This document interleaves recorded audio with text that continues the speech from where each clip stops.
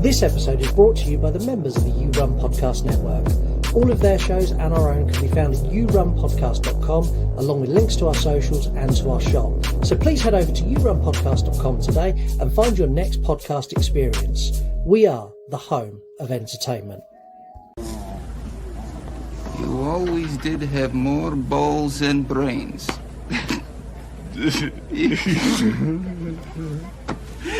Yeah. Goodbye, Benny. You want to die tonight?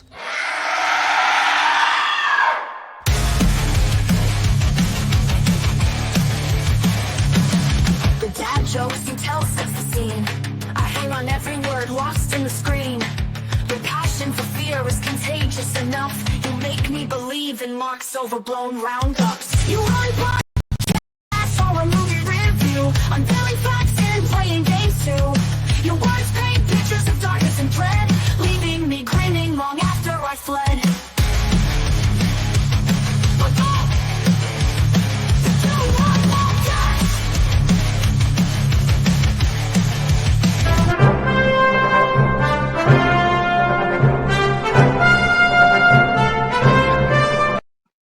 Yeah, that's enough of that.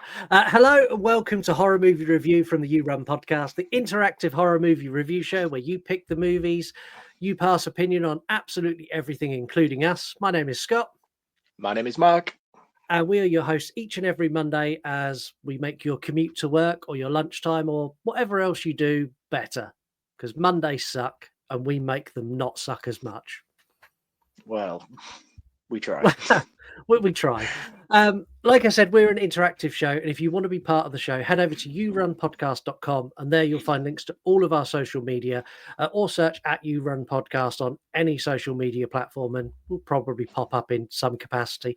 If you are an Instagrammer, then follow us there because that's where you get to vote for the movies on this show. It's also where you can find my follically challenged co-host, VHS from the Crypt or Reviews from the Crypt, because he deserves love too.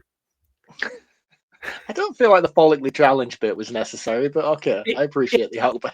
It probably wasn't, but I don't know. I'm in a funny mood. You can also drop us an email, yourunpodcast@gmail.com, or leave us a voicemail by recording an audio DM on Instagram or X. If this is your first experience of the show, welcome. We'll be bringing you a brief synopsis of the movie, followed by our review. Later on in the show, we've got some facts, and we've also got the return of our unbeaten quiz, Broken Spirit 2.0, not to mention a ton of other features that are fun and interactive and cool. We're also joined by guests today, and it's become a thing now for the last episode of the month, and my God, today you are in for a treat. So our guests are two friends who love to talk horror movies. They also like to bicker and argue while delivering endless amounts of laughs. These wonderful ladies have been on the show before, all the way back in 2021, where they provided a segment for a special episode that I wasn't on at all. That was a Screen 3 episode where everyone else took over and done stuff, and I come on and done a quiz and then had the painful task of editing it all together. that was a chore. We've done that once, never ever again. No. Strap in and get comfortable because it's going to be interesting. Wild as fuck, I think, is the phrase I'm going to go with.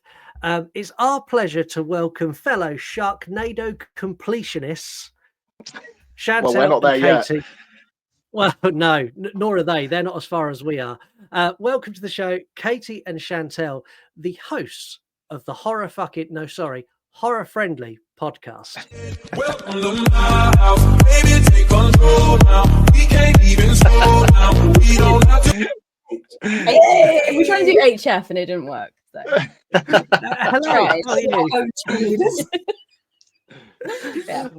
Hi, guys. Welcome to the show. Hello. How are you? Good. How are you guys? Yeah, very well, thank you. I'm enjoying your Sharknado love. Well, not so much from you, Tel. That was a very strong, wrong word. How far in are you? 2. We've done Oh 2. shit! Oh shit! Oh, you're in. Oh my god. Yeah, like Scott commented on Instagram and was like, "Wait till you see Jedward," and there was someone else. Jerry Springer. It gets wild. Yeah, Yeah. the whole is there for a while. Nice. But they killed off Ben, and Ben was the best part of number 2. Ben the So taxi driver. is it even worth continuing? Probably not. No, I would advise you don't waste any more time. But I had a real hate for the first one. I don't know why. It made me irrationally angry. Yeah, it was like a weird amount of hatred. That's how I had. yeah, Like, I did the same. I hated 1, I hated 2, and then number 3 actually got a perfect score from me. I loved 3. Which was wild. It was. I still don't agree with that score whatsoever. But if we keep drinking our pints of wine, maybe we'll watch number 3 later. we'll see how it goes. We're going to give you a chance to tell everyone all about your show a little bit later on. But before that, we're going to get into this review because we've got a banging episode lined up. So, love knows no bounds. Even death cannot keep some people apart. Well, not when a bumbling Egyptianologist, that's a hard word, Evelyn, and her Indiana Jones wannabe sidekick Rick accidentally resurrect the mailed lover of an ancient Egyptian queen. Now, awake Imhotep is desperate to get his dusty nuts wet again by completing a ritual to resurrect his lost love, Anoxamamoon.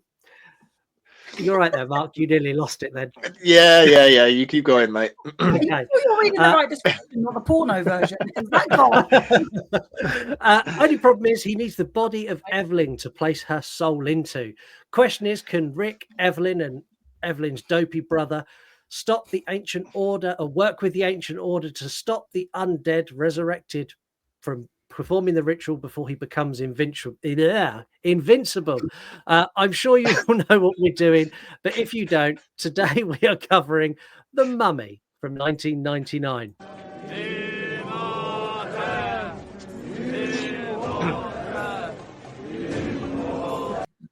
That is the most I've ever known you struggle. That's the most I've ever known you struggle with an intro. I wrote it earlier, and when I wrote it earlier, it was like perfect. And then when I read it back, I was like, that makes no fucking sense whatsoever. Welcome to podcasting. We start this movie in 1290, and we get a flashback of Imhotep and Anoxamamoon.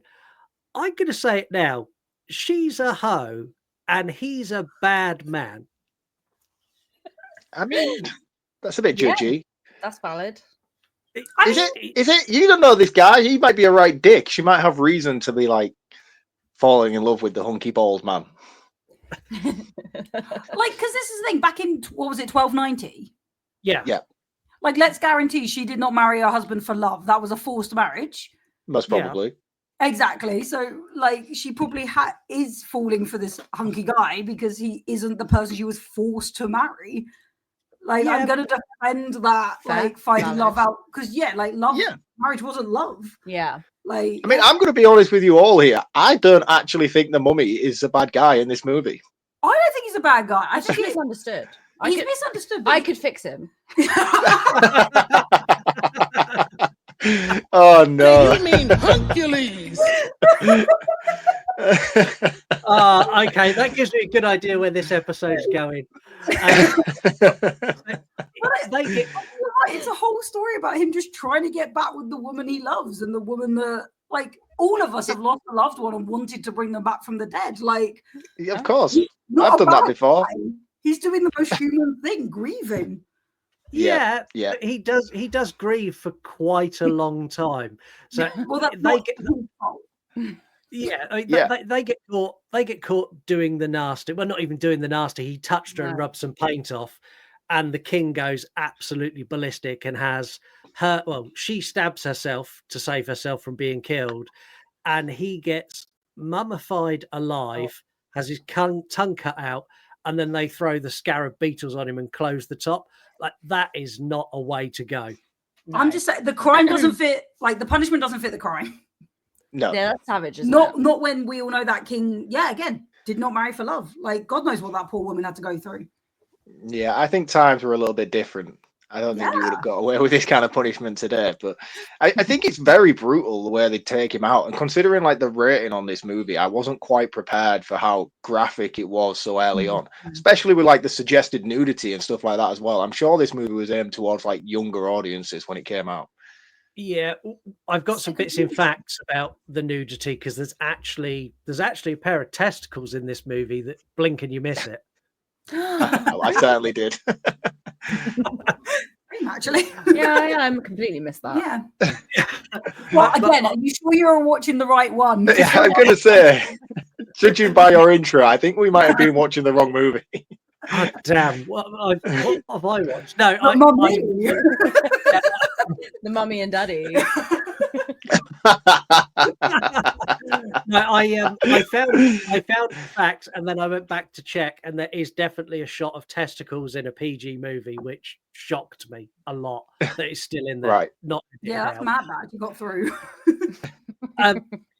We get to meet Rick, who is played by Brendan Fraser. He is a sexy man. I'm going to say it now.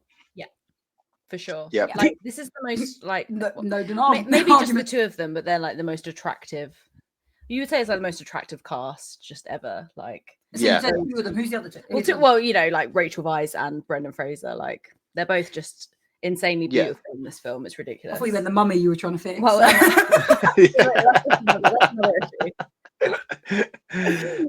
Every time I think of Brendan Fraser now, I can't imagine him as anything else other than Rick from The Mummy. Yeah. Even now, like when he's winning these awards for like The Whale and stuff, I'm like, Whale, oh, that's Rick from The Mummy. See, I still have as well, like George of the Jungle. Yeah, I was never a George of the Jungle guy growing up. I like my parents just let us watch it, so I've seen Brendan Fraser like topless most of my childhood. Like that was just in a loincloth. That was perfectly normal. No testicles. No testicles. No, not in that one. Not in that one. They were very careful. What's everyone's thoughts on Benny? I like Benny.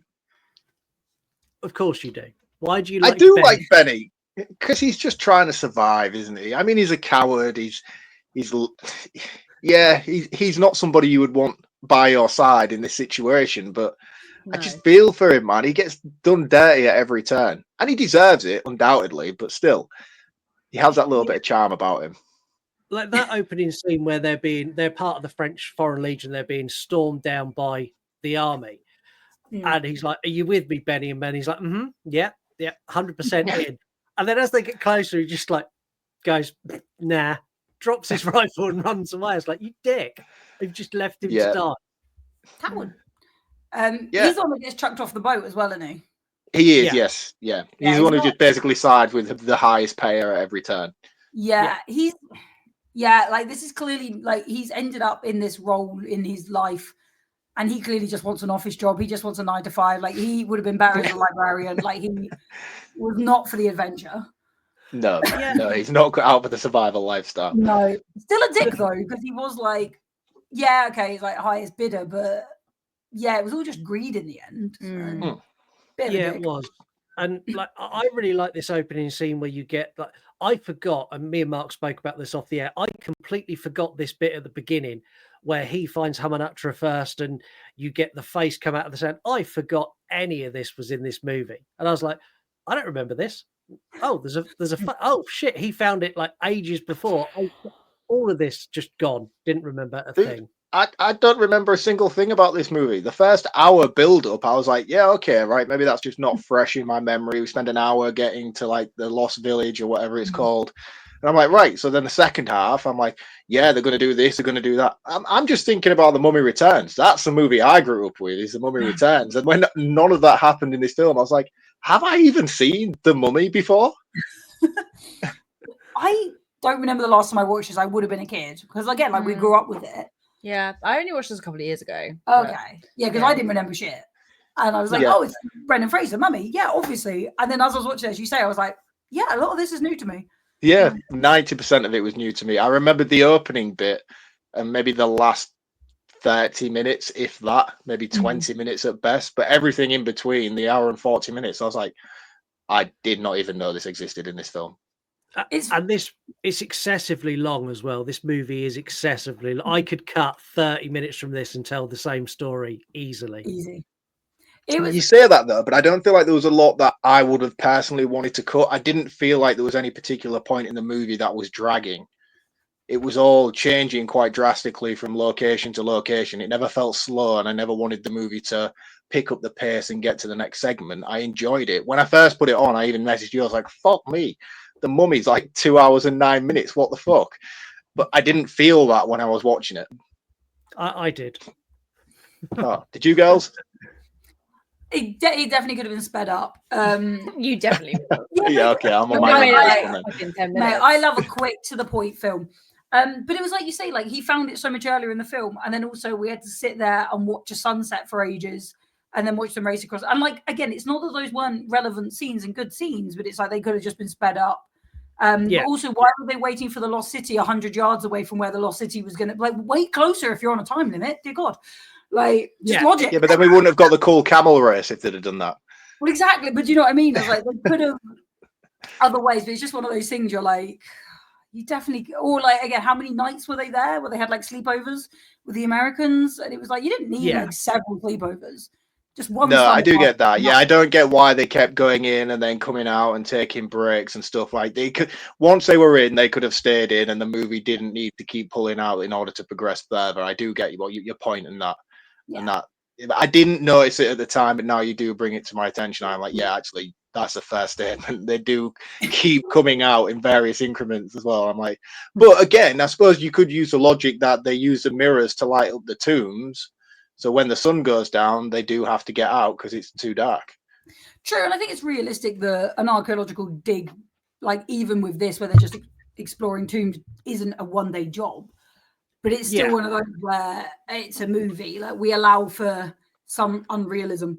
Where and again, like the poor mummy spent half the film still as a mummy. Like it took him ages to become a full human again. But then all of a sudden, all the plagues had happened, and I was like, that was fucking quick. I wasn't that like 10 plagues, and they were just done. Like, yeah. They weren't executed very well either. It was like they were drinking shots in the bar, and 1 minute the plague was, ooh, it turned the water to blood. And I was like, I feel like there could have been a bit more effort put into this. I think that the problem with this movie is they focus solely on Brendan Fraser and Rachel Weisz. So, like the amount of build that they give Rachel Weisz's character from that very first scene where she knocks all the bookshelves down, which is really like you're like, I feel really sorry for you. Like that's going to take you so long to sort out. Like, I think in my head I was like, that is something I would do. Because I'd just be like, I can reach, and I've got way too much overconfidence, and I would end up knocking over. Yeah, but it's like it's just so inconvenient, though. No, I know. I am an inconvenience, right? I love Jonathan. Jonathan is my favorite character in this. Evelyn's brother. I think he is so good. Every scene he's in, he lifts everyone else around it. So when he first shows up and he pops up in the esophagus and he lifts up the dead person, she's like, show some respect. He's like, he doesn't mind, and like slings his arm over the coffin and his arm around him. He's like, he's my friend, and like, I like you. You're a dick, but I think you're cool. And like the fact he's stolen this artifact and it's got the map inside, like this whole setup is so well done. I really, really like this. The setup and the set design and like the actual box thing itself is all really cool. Yeah. I have to feel like it's buried in facts somewhere as well. I feel like there must have been some sort of research, other than the fact that this was made by Universal to create a ride. I'm sure there must have been a ride at Universal just to make this movie. Yeah, I thought that was the case, but I do feel like there has to be some sort of factual verification behind a lot of the things implemented within this film. Wasn't it a remake? Yes, it is a remake. There is an earlier The Mummy, because I always think of this as the original, but there was an earlier one. There's like 12, I think. There's loads. There's The Mummy, The Curse of the Mummy, then this, then we got the other remake with Tom Cruise, which we just won't talk about because it's atrocious. Bury that. That and give it a curse. So there's a scene in this where Evelyn goes to save Rick. So they find out that Rick stole his brother stole the box off of Rick, and they go to this jail where Rick's being held. And I read some stuff online. So Rick's about to die. She leans in really close to the cage. He steals a kiss. I read some reviews earlier where people were just going off, going, "This is wrong. This is sexual assault. Like this is so bad." And I'm like, "Oh, like, what's your take on this?" Because like, first off, I'm like, it's a movie. Second off, I'm like, he's about to die. He took a kiss. Yeah, it's probably not right, but I think I mean, it- surely you would think you could fix him, so you'd be all right. Well, exactly. No, I just think like it goes with that swashbuckler sort of film vibe, really, where it's like, you kiss the woman and then you go and do what you need to do. Like, I think it fitted in quite well, really. Like, I wasn't offended by it at all. I think it's just one of those kind of adventure films that you sort of. I generally, my brain is like, did I blink and miss this? Like, I literally don't remember that happening. But again, I thought it was fine. I thought, like, it added to the kind of vibe of the film where it was very much like it's sort of adventure. It's fun. It's know. I just don't see how you could possibly be offended by this. To the point where you're like, we need to cancel the Mummy. This is so offensive to women. I mean, I'm not a woman. I don't get me wrong. I'm not in a position to pass comment, but seriously. Like, we've had this conversation with quite a few films, and it's like sometimes like when they are set in the 80s or the 90s, you are a bit more forgiving not because it's right, because if a guy, like, I'd have loved her to have smacked him for that. But it doesn't make it right. But at the time, it was much more forgiving. Society was much more like, didn't recognize that as a problem. So we've said this a lot, like sometimes when it is an older film, you do have to be like, and again, like, of the time is not the excuse, but like it was of the time. But also, I don't think this wasn't set in the 90s. Like, it was set slightly further back as well. Where, and again, 1926. This is set pre-World War II. Yeah, and again, like, they even say, like, they've got a woman on the team. What does she know? Like, they don't have respect for women. Like, that's very clear in the film. And I know it's kind of a comedy and a kids film, but actually, like, that's very true. Like, men did think they could do that. So even if you're flagging it, it's like, okay, yeah, but don't cancel the Mummy, because it's just pointing out that did happen. You can't just erase it and pretend it never happened. But that's not why it did it. They did it. No, but you know, they weren't trying to make a political statement. No, but I mean, even now though, like, even if this was something that happened in a modern day movie, and everyone was up in arms about it, it's like, why are you so offended by something like this? Because there is people in the world who would do this. There is men who would do this to a woman, and it's not advocating it in the film. It's just saying he's that type of character. You don't have to be offended by somebody else's actions in a movie. And it's I don't get this whole woke culture thing. I think it's wild to me. It's just a fucking film, man, and it's a 90s fucking Mummy film, and people are up in arms about this. It's like, what? Have a day off, man. But the thing is, even if they make a film today, based today, and a guy does that, like you say, men do that. Like, that happens. So you can't just erase it from films and pretend life is perfect. No. That's more of a problem by not showcasing the problem. There's been several like female celebrities, like musicians, who have put like eating disorders in their music videos and been criticized for it. You're like, oh yeah, because that helped. That eating disorders now don't exist because it's not a music video. It's like, it's not the world fucking works. No, it's not. It's real. Exactly. I know we're going well off track here, but it is a valid point. No, but it is that, like, you can't just cancel it out of films because it doesn't stop the actual problem. Like, no, it's like saying like you can't make a movie about aliens because they're not real. I'm offended because you've made a movie about aliens. It's like, fuck off, man. I reckon if you go to IMDb or Rotten Tomatoes and have a look through the reviews, there will be someone who's in there who's offended by the original Alien. I'm sure there'll be a review. Yeah, it's just too fucking long. Stupid. Yeah, she was fucking offended by it. It's too long. The first 30 minutes, we're just watching them wake up. Like, my morning routine does not take that fucking long. Don't start, because then you'll start talking about the thing, and that will fuck me up. Well, let's move on before it all implodes. So Rick gets saved by the girl. When he's saved, he's like full beard like me. Okay, that's a problem. The girl gets a name. It's Evelyn. Yeah. I think we're going to be in a lot of trouble on this episode, Scott. Sexy Mann, ich hab mehr Sex als eine Frau aushalten.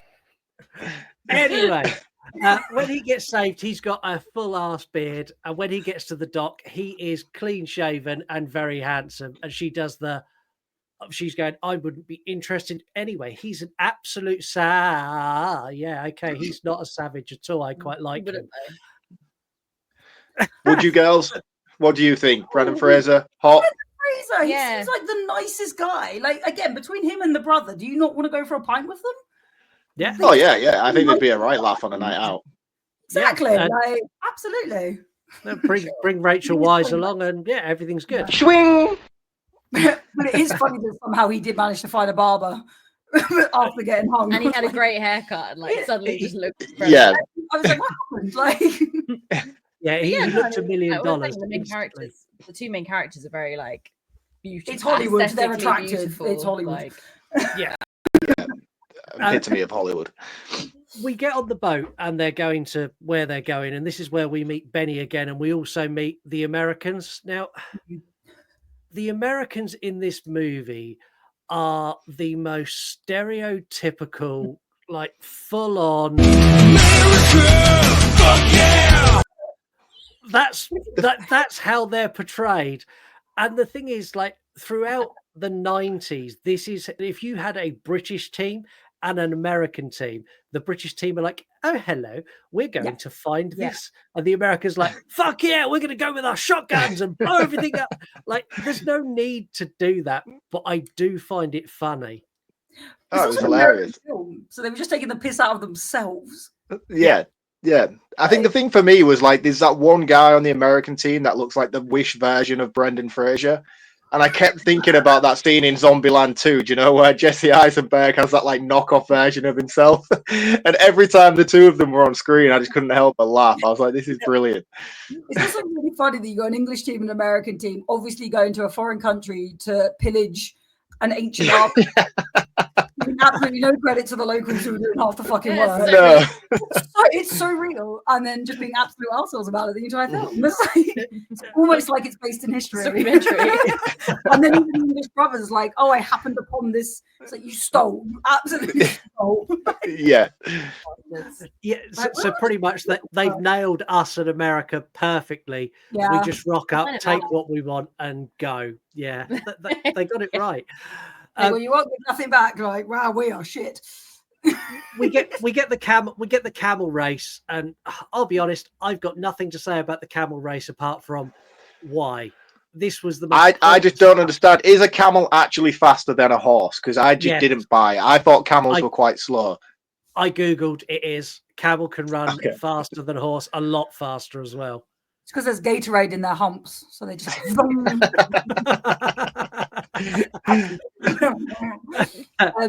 because they couldn't do a kart race, so they had to do something. Yeah, so it was cool. I like the camel race. Camel drift. If this came out now, we'd be able to bet on the camels and be like, right, who's coming first? The thing is, again, Paul Benni gets the short straw in this as well. You really have but Benny's bad a little for Benni, bitch. don't you? Like Benny's He is. I just feel sorry for him, man. I just feel like he's just always at the wrong place at the wrong time. like he should have stayed in the library. Like and especially at the end, like he gets the worst death as well out of everybody, and I'm like, oh, poor Benni. Yeah, he does. But you know, it's deserved. Yeah, I agree. It kind of is, yeah. I don't.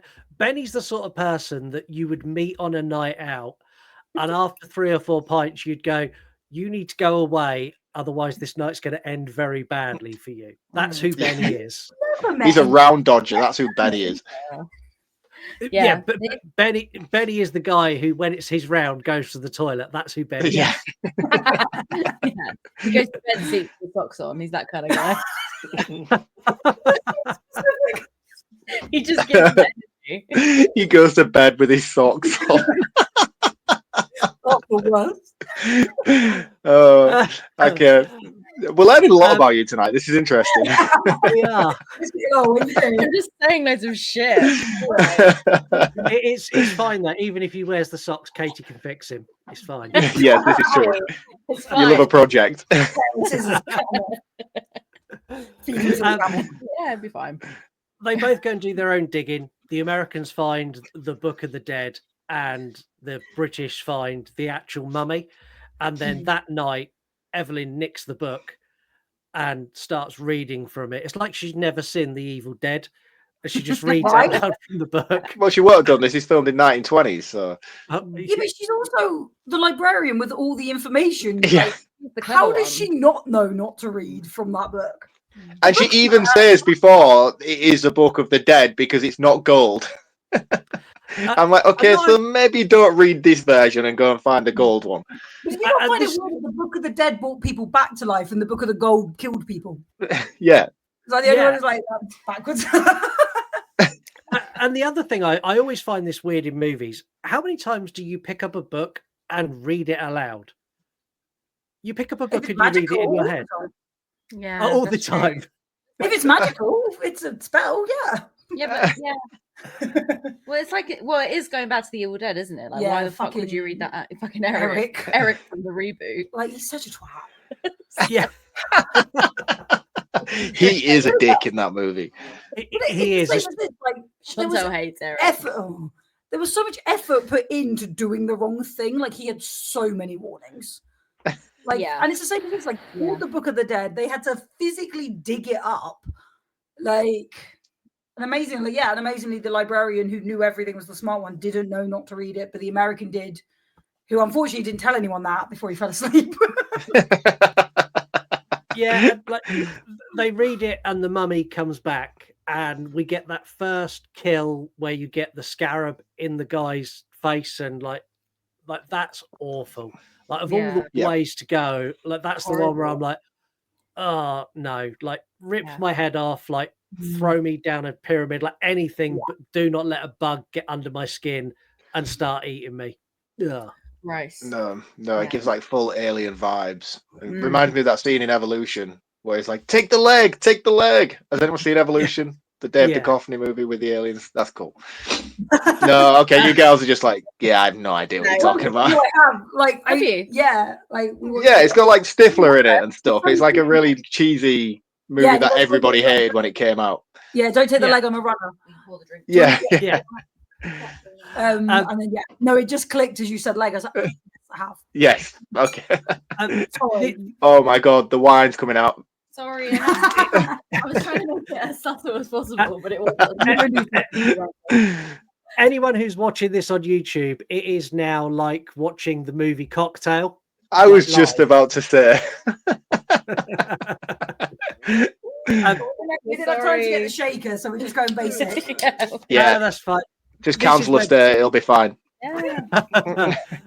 This is where Benny redeems himself for me. Benny is hilarious here when he comes face to face with the mummy and he's got every single talisman of every single religion and knows every single prayer of protection in every single language and just cycles through them until he gets the right one. Like this was like, well I done. mean, it worked. Yeah. Sums his character up perfectly as well. Yeah. He's a You- coward you in s- every religion. Yeah. But it worked. It did. And I like this as well because it shows that, yes, he is a coward, but he's actually a very clever coward. He's not stupid. Well, if he was clever, he would have started with the Star of David first. Well, I mean, he was the one who initially took Rick to the place. That's how Rick knows where it is because True. Benny took him there. He hired Benny in the first place. And then True. obviously then that's how he becomes in the fold. So the only reason Rick knows where it is because of Benny. Yeah, fair. Yeah, I think we need we need I'm going to stop address it defending now. Benny now, I think. I'm just getting a I little don't bit too know, heavy on the like- whole Benny love. Mark's actually You're outnumbered. the remake. Mark playing Benny's is really always the porno version. Is that what Tasha's for? No, that's not. Yeah.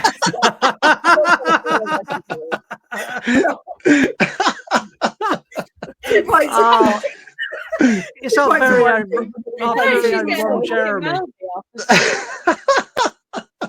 I hate you all.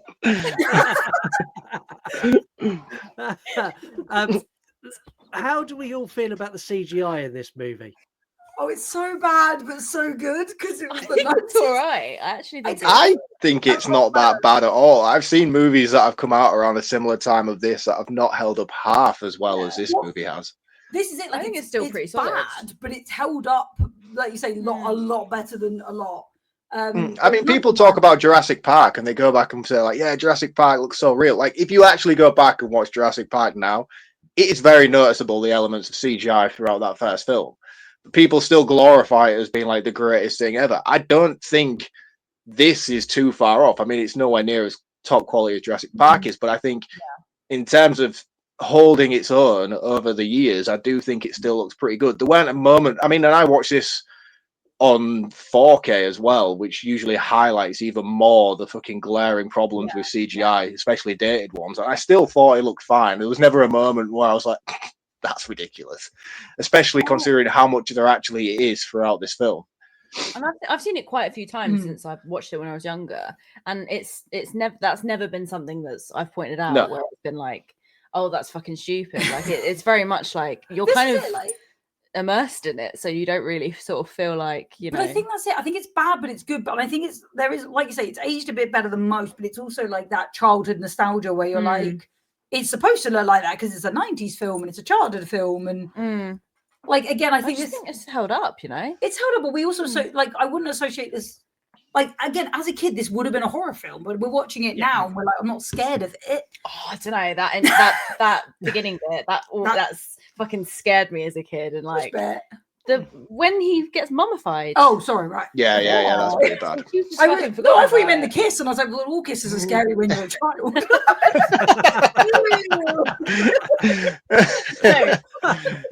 No, I'm actually talking about the actual scary bit. Yeah, no, it's like I remembered that bit, like from when I was a kid to now, and like it might not be, you know, terrifying, but it's still something that sticks with you. So I think this is one of those films that holds up, like, you know, maybe not as much, but like Jurassic Park, where you have that nostalgia, and the CGI is all right. I think there's one or two bits that are worse than the others, but like like you say, like the souls coming out of the floor, like the purple soul thing, that's pretty rough. And there's a couple of moments in the fight sequence later on where Brendan Fraser's, and I think this is more a me thing than anything else because of the technology world we live in and social media and all the rest of it. I saw a reel where, do you know the fight scene with Brendan Fraser where he's like hopping around and releasing Evelyn's chains? Yeah, there's actually a reel like kicking about on Instagram. That's all CGI, barring Brendan Fraser with a sword and hair strapped to the bed, and he's just fighting thin air. And then they show you it with the CGI added in, and it's really cool to see him just fighting nothing and then them add it in afterwards. So I think I noticed it more on that scene in particular because I was looking out for it. So I actually questioned when that happened. I literally said, I was like, I wonder if they were like stunt doubles or stunt performers put in. No, it's just Brendan Fraser just going and just punching thin air, and then they just added it all in afterwards. Yeah, so I was like, it's either all CGI or it was stunt doubles who were wearing like the green and then got CGI'd. No, this was well before the whole morph green suits. It was just Brendan Fraser just huffing and puffing over nothing, and then they added it all in. It's really funny to watch him play it out and choreograph it with nothing there. You know, actors in the 90s do not get enough credit for like fake fight scenes because that's hard, man. I say this on the daily, but it's hard work. It's real hard work, like pretending to fight with things. From here, we get this really rushed sort of. We get the rushed plague, so we get the locusts, we get the blood. Like they literally just barrel through these, and none of them really impact anything. And I was a bit like, okay. And in the process of this, they kidnap Evelyn because he needs Evelyn to put a Noxamamoon's soul in so he can resurrect his wife. She didn't seem that phased about this either. When they were like, "That's the plan," she didn't seem that concerned. No, and the thing is as well, the whole time they went, I was like, right, so what's the time period between her getting captured and them actually rescuing her? What could happen within sort of like that 12-hour period? And then the next thing we know, like they all arrive in the desert at the same time. I'm like, this dude's just traveled there in a fucking sand tunnel, and you've taken a plane that is ridden by pedals, and you've both arrived at the same point at the same time. I'm like, bullshit, man. But they have Captain Winston Havelock of the RAF to fly that plane, and he gets them. But they even went home and went to bed and had a sleep before they even decided to get in this plane. And this guy's traveling via tornado, and they're traveling via plane with no engine. And I'm like, and then they just casually meet together in the desert. I was like, oh, okay, that's coincidental. I love Captain Winston. That was such an unnecessary story addition, but I fucking loved it. Yeah, die in battle. we have a battle for you to die in. Great. Like there was absolutely no point for his character. But he was fucking brilliant. I loved it. I love how early on they see him in the bar and they're like, "Oh, hi, Captain Winslow." I'm like, "Yeah, okay, he's going to come back in later on." Right. And then he does. And it's when he goes, so it's a battle. Chance I won't make it. Tally ho, pip, pip, fire up the engines. Let's go. I was like, yes, you are the fucking man. He didn't even get to the battle though because of the plane crash. And I was like, that's a little bit sad. Like, would have been nice for him to at least see the mummies. Yeah, he did get chased by a giant mouth sand wave though. Yeah, So It's just as good. That could have just been like a cloud. Like there's a Cloud? How many clouds have you seen that look like this? Don't you ever go like cloud looking and you like No. cloud looking? No, but you stare at the clouds. You're like, look, we were born before phones, Cloud okay? looking. Cloud looking is the sunbathe, but like look at the clouds and like, just sunbathe and you stare at the clouds. You're like, that one is like a dinosaur. Yeah, that was the cloud looking. Okay, I don't know what to fucking call it though. There wasn't a name for it. I was just share it with. But he wasn't going cloud looking. No, He I got know. fucking No, spy. no, Big this wasn't his Sunday hobby. I'm sorry, I feel bad. No, do you? I do feel bad. I understand what cloud looking Captain is. Winston would have my back. You're watching. they all arrive in the temple, all kind of at the same time, and this is where we get Rick tries to save Evelyn, who's strapped down, and we also get the mummies or the king's guards are resurrected, and this is where Jonathan finds the book, and he's trying to read from the book to stop the guards, and he actually brings the guards back by reading it. Like, I think this scene's really cool. The fact that they bring the guards back and then he manages to stop them. But the fight scene, awesome. Yeah, really cool. The fight scene is good. Can you imagine though spending your afterlife just like Cloud looking. Millennia, call back to battle to defend someone you don't care about anymore. It's been a millennia. Leave me alone. I might name this episode "The Mummy." #cloud looking. Well, I know what I'm doing tomorrow. Cloud looking. Honestly, like while you're listening to this, just lay in the grass and look at the cloud. Yeah. Clouds. Not very often I wake up hoping for not to be a clear day. This is the problem in England. It's either like nothing or overcast, and that you can't really see shapes when it's overcast. No, it's okay. Exactly that. We'll go cloud watching tomorrow, right? Yeah, fine, we'll do it. We'll do it tomorrow. We're going to start watching tonight and cloud watching tomorrow. Cloud looking. The one thing Just I'll laid say there in the with back this- garden looking for Mufasa. You wait, it's going to be a new Tinder thing where it's like listen to start cloud looking. Yeah, they dispatch Imhotep really easy. Like all this build up and all this fight and everything he puts in, and they kill him in like a second. I'm like, oh, Yeah, okay it was then. very underwhelming. Yeah. Like they took his soul. I was like, all right, okay, so he's mortal now. He's gonna have a really cool like sword fight or something with Rick. And no, he just stabs him and he dies. I was like, Yeah. Hey, The end. They leave the cave, and this is where Benny is like carrying as much shit as he can, and like it triggers almost like a Cave of Wonders, like Aladdin style collapse where everything's closing and they get out, and Benny's like trying to drag everything, then he drops it, and like Rick's holding his hand and going, "Come on, Benny, I'll save you." And then when Benny doesn't make it, he's like, "Oh well, bye, Benny," and Bye, just Benny. leave. yeah. But what did you want him to do? Well, maybe not say, He's a little "Oh well, bitch. bye, Benny." Like get a chisel and hammer and like dig him out. Yeah, it Benny was a gets cool eaten. throwback though to the moment where he threw him off the boat and he was like, "Goodbye, Benny." And he, Yeah. and I think Yeah. he even says goodbye, Benny, as well when he knocks him off the horse. So Yeah, like he he does. does say it quite regularly throughout the film. So it was still a cool little circle back. By Benny. Yeah. Chug a pint. See, I think they made a mistake killing Benny, because I think Benny would have been a good character to have in The Mummy Returns and Mummy Tomb of the Dragon Emperor. I think if he had survived, bringing him back and making him a reoccurring character throughout the series, I think would have been very, very funny. haven't seen the Mummy Returns in a long time. Do we know for sure that he's dead? Like, could he have still technically? Yeah, he's dead. Okay.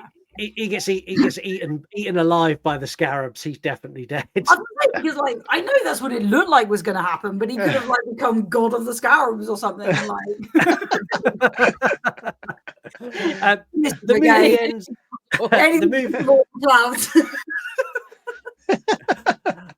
The movie ends with a kiss and a ride off into the sunset. And I think now is a good time to take a break, unless anyone's got anything else they want to cover. I love the brother tries to get a kiss from the camel. That was like a highlight for me. That was so good. I felt so left out. The thing is, like, I think every bloke's been there when his mate pulls a really fit girl and like the camel's the only option. Like, we've all been there. Wow, Scott. Yeah. We've all been there. Even you've had some wild nights out. Not so wild. Oh, not so wild. It's slightly offensive. Yeah. I'd like to know how many times you've been the one kissing the camel, though. Yeah.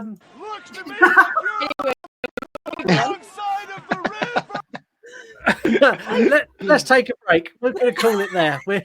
I do. I don't know that anyone else does. I say something that comes across from the movie. I don't always remember what you're quoting from the movie. Me neither. But there's been a couple times where I've gotten to what you were going to say ahead of you, so that's good.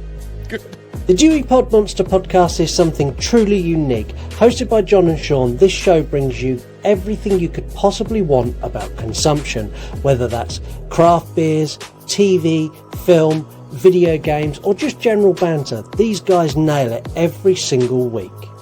Yes, couldn't have ninjas, throwing stars, headbutts, ear claps, nunchucks. The word ninja and kids stuff. Well, if the world of VHS is your thing, the only place you can go is Video Tasties. Hosted by Gareth, this show brings you everything. Live watch-along parties with special guests, deep dives, behind-the-scenes footage, and of course, a look at his fabulous VHS collection. For these and all the other members of the You Run Podcast Network, head over to yourunpodcast.com, your home of entertainment. So make sure you head over to yourunpodcast.com, check out all the other members of the You Run Podcast Network. The links for everyone there. There's all manner of shows in every possible thing you can imagine. And our guest, the Horror Friendly Podcaster, there as well, who are still laughing, still have the giggles. Before we roll on, Mark, it's time for your recommended account. And I know you're not ready, and I've not got music. You just get one. I actually am. I'm back. Oh, fire away then. Who's your recommended account? I did have an actual account lined up for this week, but due to the content of this episode, I did a quick search. And this week's recommended account of the week is Clouds_Fantasy Imagination. So if you go on Instagram, this is a cloud-looking account that basically photographs clouds and draws shapes around the clouds that they have seen to visualize what they are. Fuck every one of you. I was right. I'm not insane. I have a sneaking suspicion this may be your account. We will ask you after the show, but there you go. This is an actual thing, and you can find them on Instagram at clouds_fantasy_imagination. That's fabulous. Let's do some facts. Let's do some facts. So, Brendan Fraser nearly died during the scene when he was hung, because when he was hung, he was actually hung and had to be resuscitated. He stopped breathing and had to have some resuscitation to bring him back. He effectively died on set. Jesus. Wow. That's intense. Yeah, man, you could not do that these days. So maybe a stunt double there taking the hand. Yeah, this is very true. Benni is not liked on set by the camels. So every camel on set... I was going to say by everybody. Every single camel on set hated Benni. He couldn't get them to move for him. He couldn't get them to do anything for him. And they insisted on trying to bite him whenever he went near. Benni actually had to have a handler with him whenever he was with a camel because they hated him so much. I know, the clouds look great, Tel. We're looking at facts now. Are you still on the cloud? Yes! Brilliant. Recommended account. I'm a woman. I can multitask. Okay. So the scene in the library where she knocks all the bookcases down, that was done in one take. If they hadn't done it in one take, it would have taken a full 24 hours to reset it to shoot it again. I did say this at the time. I was like, how do you pick them back up? Because they're all laying on each other. That's impressive. I know, and he was like, "Oh, I don't care how you do it, but tidy this up." I'm like, there is no way she is lifting those bookcases. On her own. No. That's actually why she had to go and like resurrect the mummy, because she was like, I need help. And anything but picking up those fucking books. Yeah, like... bring the army. I need all the hands on deck. There was a lot of nudity in this. So the scene where you get Anoxa Mamoon and she's all covered in paint, like in that scene, she was only wearing the loincloth and a couple of pieces of jewelry, and they digitally removed the bits that you could see so you couldn't see them. This is also the case when Rachel Weisz jumped off the boat in her nightgown. When she gets out of the water, the nightgown went completely see-through, so they digitally removed everything you could see. Now, the bit that didn't get cut, so when the guy gets the scarab under his skin and he's flapping around and he's like beating at his shorts to get it out, the actor insisted that he didn't want to wear underwear for that scene because it was uncomfortable. And when there's a moment where he's screaming, "Help me," and brushing his lower half, his testicles keep falling out of his shorts. They had to edit this scene so heavily, but they still left 3 or 4 shots in where his testicles are hanging out the side of his shorts. They had to leave a couple in there. Yeah, well, yeah. Wow, it's like in the Cats film when they had to CGI Jason Derulo's dick out of the cat costume. I never watched it. Why did they do that? What? Because it was so big, or because it was just like they had to get rid of it. It was just come on, Jason. What a lad. What a hardship for him. I mean, that's not something you're going to be embarrassed about, is it? Being in a fact checker, it's like, oh, they had to digitally remove my penis. It's like, yeah, hey lads, have you seen this? I think I'd have that on my Instagram bio if that was me, to be honest with you. I'm not being funny, but when they film a scene, like each individual bit only takes like 30 seconds or something because they have to break it down so much for cameras. Just wear the boxers for 30 seconds. Yeah, I don't get it. Occasionally, men have to be uncomfortable. This set had lots and lots of problems, so they did film on location. The cast had to have a special drink every 2 hours to keep them hydrated. Now, sandstorms happened daily. Snakes, spiders, and scorpions were a major problem, with several crew members having to be airlifted to a hospital after being bitten on set. Wow. Yeah, it doesn't sound like a fun ride, does it? No. Actually, that's one thing we didn't mention is Brendan Fraser actually shoots a bug at one point, like a beetle, which seems a little excessive rather than just stamping on the thing. I mean, I don't know. I did see it earlier on in the film, like work its way through a leather-soled shoe. So, to be fair, actually, we might have seen his testicle if he hadn't shot the Who knows what would have happened? Who knows what would happen? We spoke about this movie earlier. Mark said it might have some historical facts. It kind of does. That Imhotep was a real historical figure, but he wasn't a high priest of the pharaoh. He was actually an architect. He designed the very first pyramids. Now, the king or the emperor or whatever you call him, the pharaoh, that pharaoh that they use in this, which is Seti, he was an actual pharaoh, but he wasn't alive at the same time as Imhotep. And the woman who plays the Queen Anoxa Mamoon, she was also alive, but she lived 300 years before any of the others. So they picked people from history who were not in the same time period and just slung them together. Right. Finally, this was nearly. Yeah, like Cleopatra was actually born like closer to the first Pizza Hut than she was to like the pyramids. And Yeah. I saw that on Instagram the other day. What a weird thing I know. I should enter a pub with. This was nearly a horror movie. So when this first came about, this was Clive Barker was going to direct this film. And that sounds awful. Clive Barker cannot direct a movie. I've seen the first Hellraiser. You need to stop, because he was about to bring on George A. Romero as his co-director. And they were going to do a zombie-style mummy movie in the same vein as Night of the Living Dead, but set in Egypt. Why Oh, that hasn't sounds there been awesome. a zombie mummy movie? I don't know. Other than it's hard to say. Zombie mummy. Zombie mummy. I mean, we do get a bit of it here with the final plague, with the boils and thingy. He has that like plague army, doesn't he? That's quite cool. That Yeah, is again. no. There's a market for that. Like, Yeah, yeah, I'd pay to see it. I'll do it. come on, yeah, we've got the budget. Yeah. There are no voicemails or Spotify comments this week, not because we don't have them, but because we're recording in advance, so people haven't sent them in yet, technically.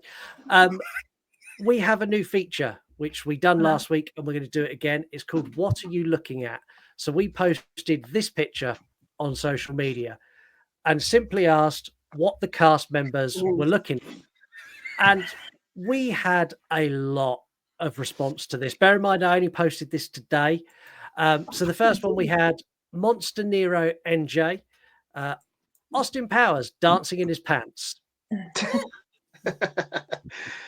The Telehell podcast, how big Brendan Fraser got for the whale. That's not real, is it? That I mean, he didn't. There's no way. That's like life-changing sort of stuff. There's no way he got that big. He did gain weight because obviously time had passed, but no, some of it was a fat suit. Most of it was, I think. Most of it was a fat suit. I would imagine being that big. I don't know the ratio. No, I'm not asking for numbers. I'm just saying that's excessive on that.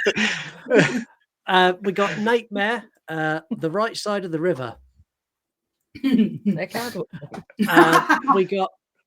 got an account that I can't pronounce, which is I think Ganeshu, and they put the uncomfortable pool sex scene from Showgirls. That one. Okay. I mean, that is the correct reaction, to be fair. Yeah. I haven't seen Showgirls. Should I watch it? Yeah. I've heard it's like the worst movie ever made. It is. I'd watch it for that reason. Randomly, Eric, Mark's arch nemesis, went security footage of the camel in the back. So he's talking about the camel behind them, teabagging all three of them while they slept the night before. Why would your mind go there? I don't know. Mike, the movie misfit, they're looking at the bad CGI from the Scorpion King. See, that's bad CGI. Yeah, That's terrible. Worse. Lumberjay Reviews went with Tom Cruise's The Mummy. Yeah, nice. Is that bad as well? Is that like really bad, or is that one of those things where people are just hating on it for the sake of hating on it? It's shit. It's not. Is it? Yeah. Oh, okay. I've seen it come on like Netflix recently, and I was contemplating watching it. I was like, I don't know. I heard it's really, really bad. I don't want to waste 2 hours of my life.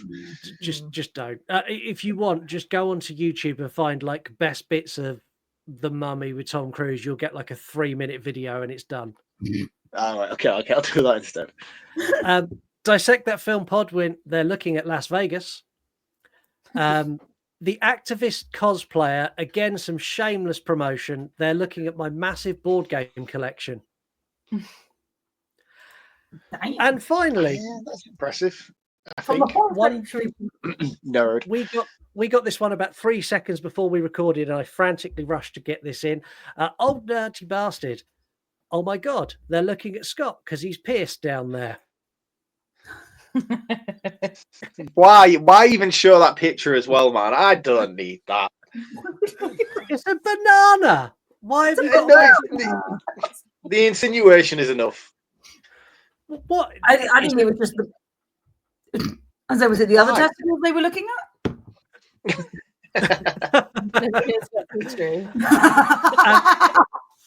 Well, it is that time in the show where we take our really happy, really laughy, really jokey guests and we make them get really, really serious.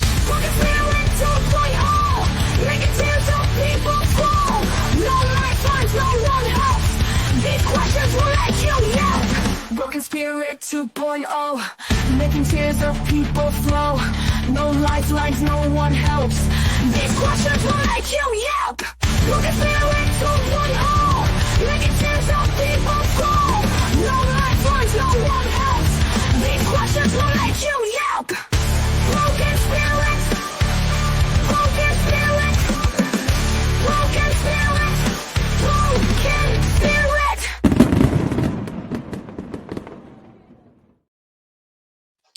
So it is that time again where we put our guests up against our hardest quiz. There are 10 questions, 10 points per question for everyone you get correct. If you get one wrong, you lose all your points and leave with nothing, just like Mark did. Get 6 right. This is punishment. Is this what happens if you lose all your points? Yeah. Get 6 right and you'll be top of the leaderboard. So you can get as many right as you want and you can walk away with your points. But if you get one wrong, you lose everything. These quizzes. We did really well on your last quiz. And now I feel like there's pressure and we're drunk. It's a lot harder now. It's a lot harder. And also the pressure is going to be higher because these quizzes are themed. And I had a moment earlier today when I wrote this episode where I went, I feel like a bit of an arsehole. So the theme today is horror-friendly podcast. I feel bad for it. Yeah, you do. Yeah. Are you sure? I feel bad for it now, but this quiz is all about your show. Okay. Oh, fuck. This is slightly easier. This isn't. Is it? I don't know. So, go, who would you like to ask you the first question, me or Mark? Sure, go for it, Scott. Okay. Why do I look so ready? What was the first episode you ever released? Scream. 1996. That is when I find my soundbite. Oh, we can't do it a second. So question number 2. You have covered 5 movies that feature Matthew Lillard. Can you name 2 of them? Also, I think this question is a bit bullshit. I'm going to be honest with you, but we'll see how you get on. Scream and Five Nights at Freddy's. That is correct. Correct! They haven't covered 5 movies that feature Matthew Lillard. You can't ask that question. That's Scream, 13 Ghosts, Five Nights at Freddy's, Scream 3, where he is on camera, and Scream 2022, where he's also on camera. Is he? No. Yeah, gold Ghostface. Yeah, exactly. Yeah, but no, it's not. That's not, man. Right, we need 3 of them, not 5. Clearly, we don't know our Like 7 ghosts. You got it right, so it's fine. Right, do so far. Let's retire. 100%. Back in January of 2024, you covered the shit show that is Cocaine Bear. But what year was this movie released? 2023 or 2022? No, I feel like it was like 2023. Well, oh, sorry. No, I think it's pretty was new. it 23? My instant go-to was 23. I'm gonna let you answer this one. I did the last 2. 2023. I'm gonna say 2022 because I don't think my answer is correct. 2022. You sure? Are you sure you want to go for that? No. 3? 2023. Correct! Hey, go on, Katie. You was right with your first instinct. I made the posters and I had no idea. I write the description, so I should fucking know. Okay. So question number 4. What is the oldest movie you have covered on the show? Oh, Nosferatu, the 1922? Yeah, it must be because Dracula was earlier. Yeah, the later, wasn't it? original one. Nosferatu, Yeah. That's correct. Well done. I was like, I know it's that one. I don't know, yeah. Even though that was recent.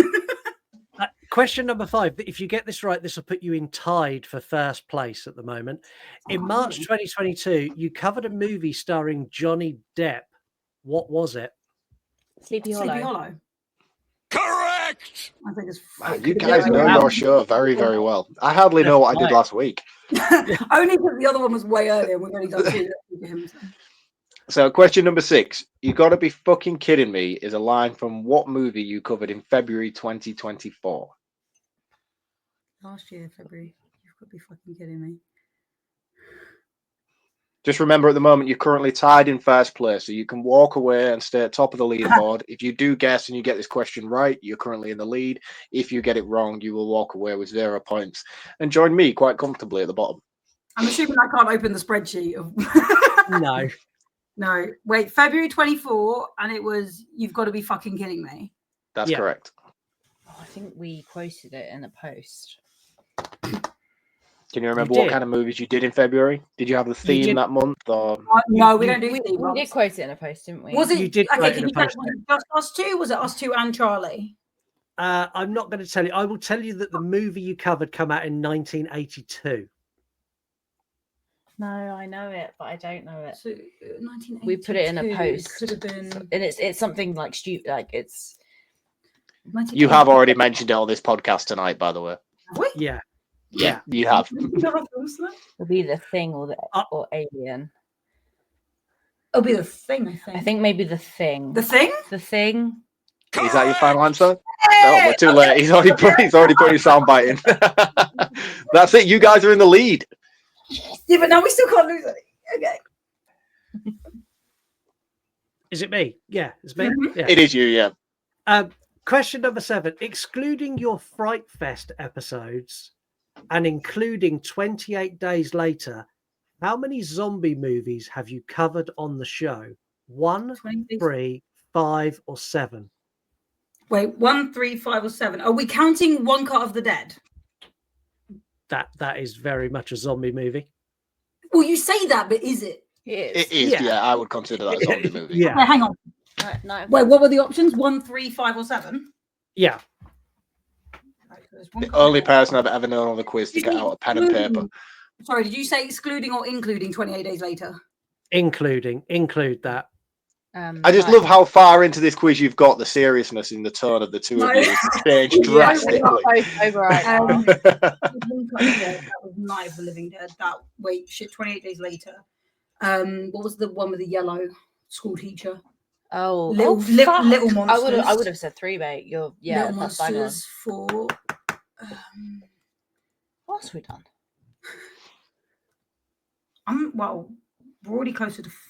We're already closer to 5. Let's say 5. Because it was more than 3 in it. So more than 3. Should I say 5? Let's say 5. 5. Correct! Yay! You are flying through this quiz. you were 3 away from being the first ones to break Broken Spirit, and it's the first episode that I've put the winning sound on because I was concerned you may break it. Because we know ourselves really well. Yeah. I love how you're just doing this and doing cheers with a pint glass of wine. This is just brilliant. Question number 8. In the film The Blair Witch Project that you have covered last summer, what are the 3 characters' names?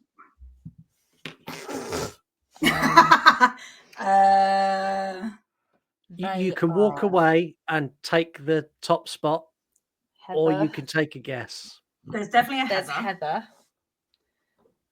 Josh. There is a Josh. You're fucking right. There's Josh. Heather, Josh. It's one more. It's a generic. It's a generic. Matt. A generic white guy name. It's like Matt or Mike. Mike. Michael.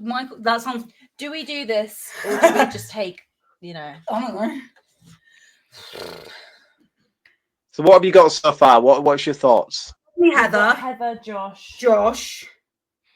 I think it's Mike or Michael. Yeah. Yes. Mike. Yes. Fuck it. Let's just Let's go with Mike. That is correct. Well done. Thank you, generic white guy. I like the way they use like generic white guy with an M. I was like, if they say Mark, I'm going to be so pissed right now. It shouldn't be. Sorry, You've got a bitch to you. You've got it out from art tonight. I know, that's why you catch me out with questions. Question number 9. How many Fright Fest special episodes did you release? Too many. I think it was 32. Do you? We had a night of a spreadsheet, and we literally had to. No, not films you covered. How many episodes did you release? Okay. It depends though, because we did it differently on Spotify or on Spotify. YouTube. Okay. On Spotify. Then that's I don't know, because I did them. I did 3 times on YouTube. I did this bit, so I have no idea. 7 or 8. Are you including the roundup? Yes. Okay. Oh, mate. I asked that as if it would help. I did it. I think it's 7 or 8, but I'm not sure. Yeah, I'd guess I would say 8, but is it worth risking? There was Charlotte. We can't do this, can we? No, I'm going to try. Charlotte something or something. Members Club something or something. What was Members Club in the first? I love that, like, if any Fright Fest films are watching this, we're just like something. But I just can't remember what was together. So Charlotte. Okay, Charlotte, Members Club, and this Cinderella's is... Curse. Yeah. Then what was in the second episode? We covered so many films. Okay, right. Okay, Right, we need to make a decision. 10. I can't remember what was in that one yet. I don't know why that only came to head because we mentioned it in our last actual episode. Ah, fuck. I know. I'm going to add a bit of pressure.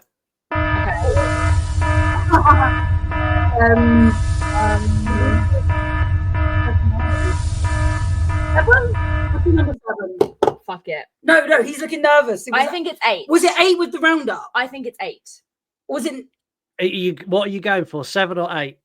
Fucking no. Was it 8 and then a roundup? I'm not going to tell you. Was the roundup separate? I don't know. Mark's looking really nervous. 8 with the roundup. This is the furthest anybody's got, and I really want you guys to succeed. So I'm like, where are you going with this? Okay. 8. Let's go 8. Correct. Absolutely killing it. This is brilliant. Right. This is your 10th and final question. Are we at 10? Was that 10? Damn. This is it. This is your 10th and final question. You get this right, you are the first people to win Broken Spirit 2.0. So we're going through them really quickly, except for the last one. Don't lose track now. This is it. Pay attention. This is your last question. In Sharknado 2, the second one, Rachel True plays a first officer, Joni Valentine. But what 90s cult classic is she most associated with? Can you repeat the question? I'll try again. I butchered it the first time around. In Sharknado 2, the second one, Rachel True plays the first officer, Joni Valentine. But in what 90s cult classic is she most associated with? I'll be honest with you, I don't even remember who Joni Valentine is, let alone what movie she's been in prior. Who did Rachel True play? The first officer. Oh shit, sorry. With the guy from Airplane. Oh, sorry, the pilot. Yes. Right. You said officer, my brain went to police. I'm very dumb. That's where my brain went to. That's how much I remember that film. You know what? I didn't recognize her, so I'm not sure I'm going to know. No, I don't know. Do you think we should cut our losses? Yeah, let's call it that. I mean, I think where you are right now is going to be incredibly difficult to beat. To take a gamble on something you're unsure about would be very brave. Start naming random shows. I feel like I want another question. I wanted to get 10, but okay. No, we're going to call we it don't there. know, so we're going to call it. What's the answer, though? Maybe we need to watch this. Was it good? Well, you are top of the leaderboard with 90 points, and Rachel True is from The Craft. Oh, shit. Oh, cool. Okay. Yeah. Never I'm seen actually it, really you know? good because I always see it advertised and I just haven't started watching it. If Yeah, I started watching it, I might have known that. It's a film. It's a film. Right, start watching. Yeah, that. Yeah, you can start watching a film. Yeah. Yeah. Either way. Either way. If I'd watched it, I might have known. I wouldn't be downhearted, girls. You have done fantastic. To get 90 points on this quiz is incredible. So well done. Congratulations. If people beat us, though, we'll have to come back and like reclaim our title. Oh, I will definitely beat you at some point this year. It's just how many attempts it takes me to get there. That's the question. Bring it on. Let's round up this movie. I'm going to take this first because mine is really short and sweet. This is full of nostalgia. It's 100% not a horror movie and should not have appeared on this show, but I had a blast with it. I love the cast. I love the story. It's captivating. It's funny. It is scary for younger viewers. I sat and watched this with my son, and there were times that he was like, "Ugh." I was like, "That's all right, don't worry." Yeah, this is the definition of brain off watching. Like, you don't need to be engaged to enjoy this movie. And yeah, it's good, but it's not great. It gets a 3.5 out of 5. Where are you two with this? I give this a 4.5 out of 5. I think it's great. Like, I think the nostalgia is big for me, but also I think I would enjoy it just as much like watching it now than when I did back then. Yeah, I really enjoy it. So I think I would always like, if anyone wanted, I think it would be a good, like, as we say, like pizza party film where you just watch it with a few beers and play a few drinking games with it. I think it's a perfect film for that. So yeah, I think like it's kind of on that not quite, but on that sort of, as we were saying, Jurassic Park level for me. So yeah, I really enjoyed it. Yeah. What about you? I'm gonna go 4 for very similar. Like, yeah, I mean, we put it on, and as soon as I was like, oh, I'm watching this for to cover it, my partner was like, I'll watch that with you. Like, it's still got that. Oh, it's the Brandon Fraser one. Yeah, I'll watch that. Like, it's still got that like pull. We all remember it from like when we used to go to Blockbuster, and we still watch it now and enjoy it. And I think that's really incredible that all these years later, it's still one of those films that we love. And yeah. I think fair play to it, because it could have.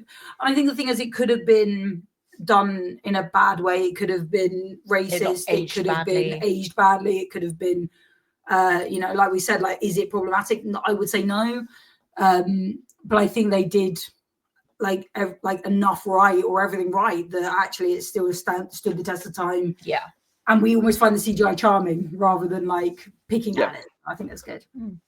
Yeah, Mark, you're up. For me, I thought I was coming into this basing this on nostalgia, but it actually holds little to no nostalgia for me at all, really, because I've realized that my love for the Mummy franchise comes from The Mummy Returns, and this was basically like watching a new movie to me. I had no idea about the hour and 10-minute build up in discovering the land, and then the stuff that comes after it. So I was really invested in it from that standpoint, because it was almost like a new movie to me that I'd never seen before.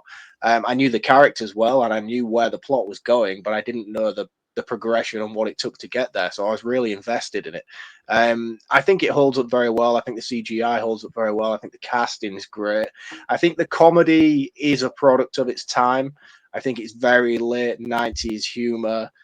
I don't mind it, because I kind of live in that era, and I live in that sort of wheelhouse of silly 90s movies. But I can imagine a lot of people who had never seen this before coming into it wouldn't gel with it as well as most of us oldies probably would.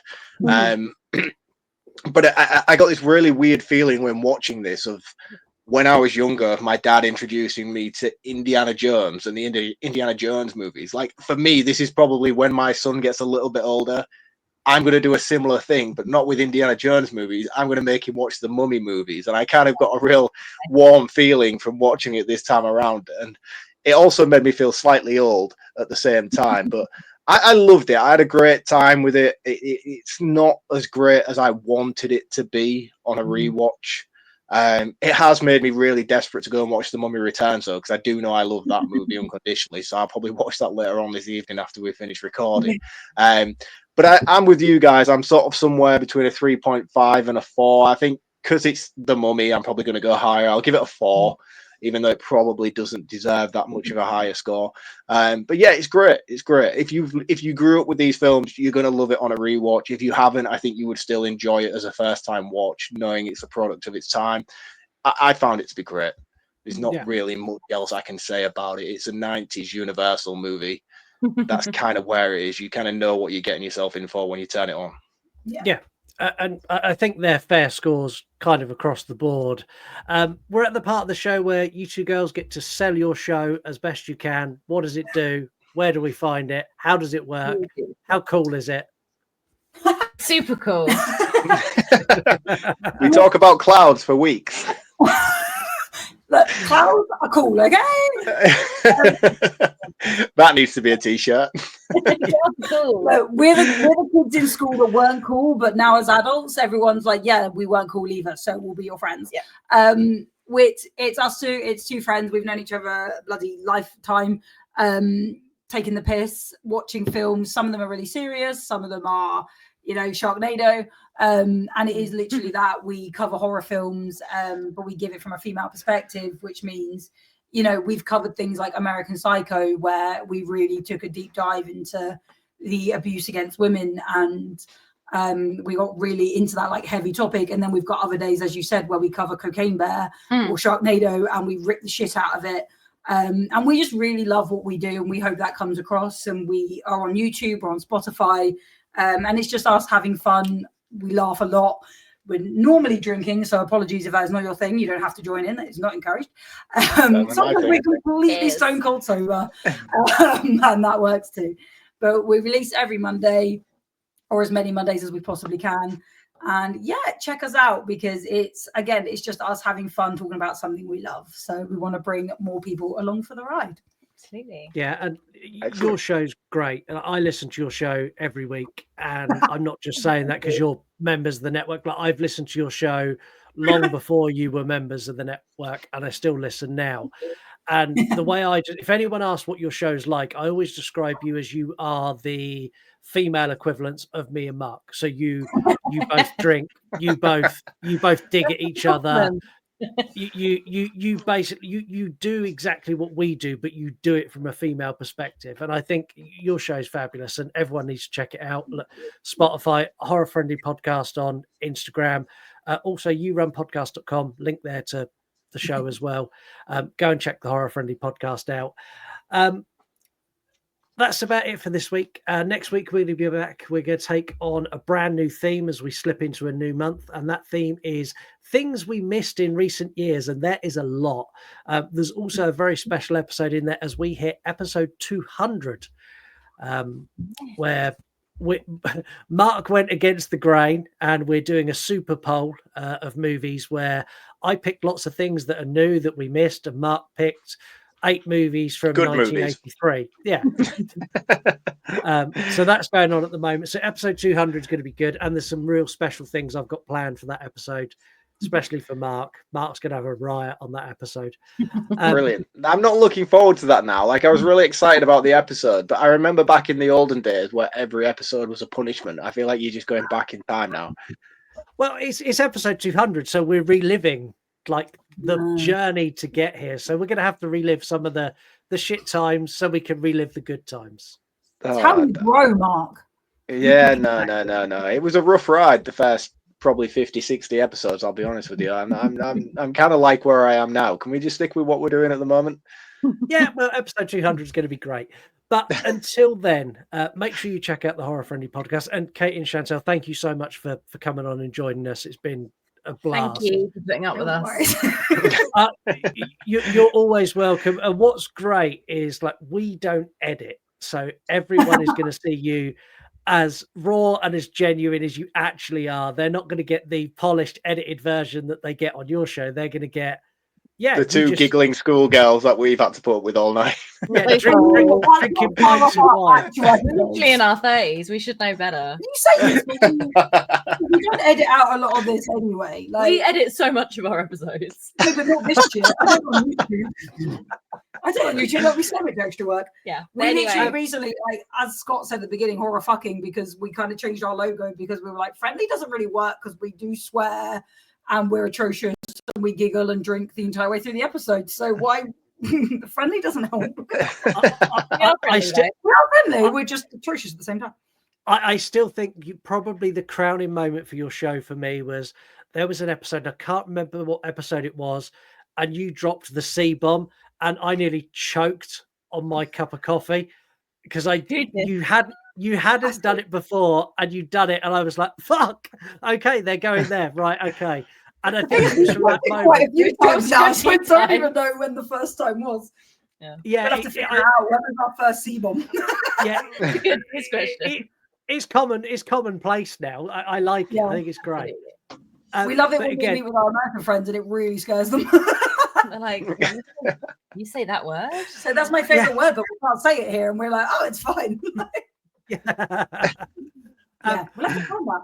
Yeah. Again, thank you for coming on. But until we meet next time, have a good week. Go and check out the Horror Friendly Podcast. And remember, only ever gamble with your life, never with your money. You want to die tonight?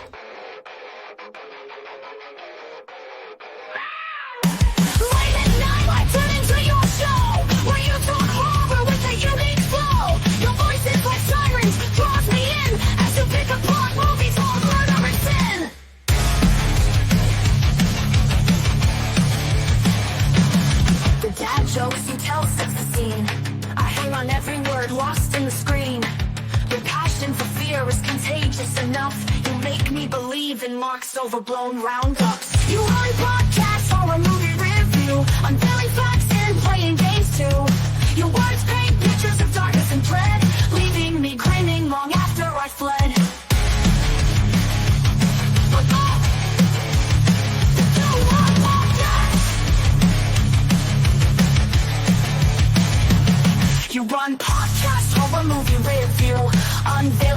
playing games too. Your words paint pictures of darkness and dread, leaving me grinning long after I fled. Thank you for taking us on this chilling ride, when nightmares roll free and comedy collide. With your podcast we laugh and cringe, but your content is so good we can't help but binge.